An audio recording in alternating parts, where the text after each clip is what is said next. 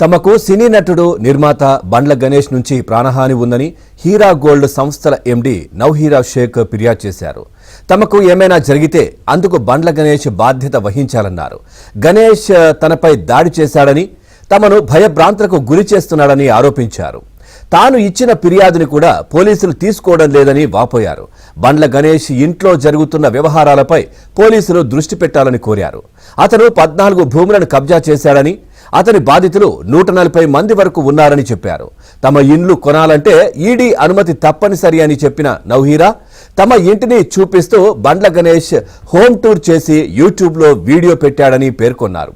అద్దెకు దిగి ఇల్లు తనదే అంటున్నాడని వాపోయారు.